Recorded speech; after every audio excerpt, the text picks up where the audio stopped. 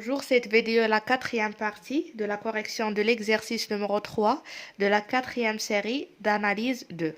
Dans cet exercice, la question est la suivante. Étudier la nature des séries de termes généraux UN à l'aide des règles de Cauchy ou bien la règle d'Alembert.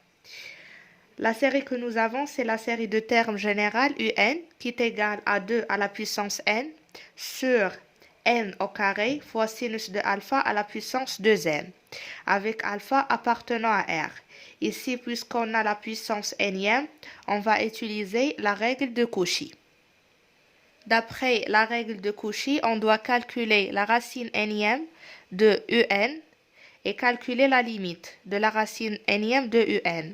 Si on trouve que la limite L est inférieure strictement à 1, on va déduire que la série de termes généraux UN converge. Si la limite supérieure strictement à 1, alors la série diverge. Et si la limite est égale à 1, on cherche une autre méthode pour étudier la nature de la série de termes généraux UN. Voilà, on utilise la règle de Cauchy et on calcule la racine nème de UN. La racine nème de UN, c'est égal à UN à la puissance 1 sur n.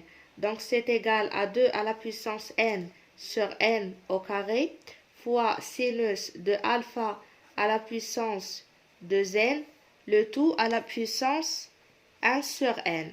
Donc, c'est égal 2 à la puissance n à la puissance 1 sur n, c'est 2. N à la puissance 2 à la puissance 1 sur n, c'est égal à n à la puissance 2 sur n. Sinus de alpha à la puissance 2n à la puissance 1 sur n, c'est égal à sinus de alpha à la puissance 2.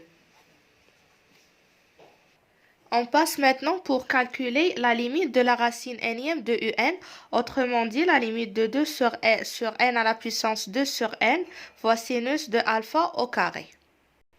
C'est égal à la limite de 2 sinus de alpha carré sur, maintenant n à la puissance 2 sur n, on va la réécrire sous la forme de l'exponentielle.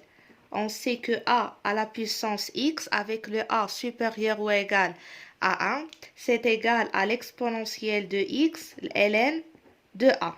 Donc ici, n à la puissance 2 sur n, c'est égal à l'exponentielle de 2 sur n fois ln de n. Voilà. C'est égal à la limite de 2 sinus de alpha au carré sur l'exponentielle de 2 fois ln de n sur n. Normalement, la limite de ln de x sur x lorsque x tend vers plus l'infini, c'est égal à 0. Donc ça tend vers 0. Donc l'exponentielle de 2 fois 0, c'est l'exponentielle de 0. L'exponentielle de 0, c'est égal à 1. Donc le dénominateur tend vers 1. Alors la limite, c'est égal à 2 fois sinus de alpha au carré. Alors, on a trouvé que la limite de la racine nème de UN, c'est égal à 2 sinus de alpha au carré. Donc, on doit étudier est-ce que cette limite supérieure à 1, inférieure à 1 ou égale à 1. Et ça dépend de alpha. Alors, si 2 sinus de alpha au carré est inférieur strictement à 1, alors la série converge. Si 2 sinus de alpha au carré supérieur strictement à 1, alors la série diverge, d'après la règle de Riemann. Maintenant, si 2 sinus de alpha au carré est égal à 1, maintenant, on ne peut pas déduire est-ce que la série converge ou diverge directement. On doit étudier sa nature. Donc, ici, on a 2 sinus de alpha au carré est égal à 1. Alors, ici, on peut remarquer qu'on a 2 sinus de alpha au carré, le tout à la puissance n. Donc, UN s'écrit sous la forme. Voilà, UN, c'est égal à 2 sinus de alpha au carré à la puissance n sur n carré. Et ici, on a par hypothèse 2 sinus de alpha au carré, c'est égal à 1. Donc, UN, c'est égal à 1 à la puissance n, c'est 1. Donc, c'est égal à 1 sur n au carré. Maintenant, on a 1 sur n au carré est une série le terme général d'une série de Riemann qui est convergente. Pourquoi? Parce que le alpha qui est égal à 2, il est supérieur strictement à 1. Donc, dans cette situation, la série de Riemann converge.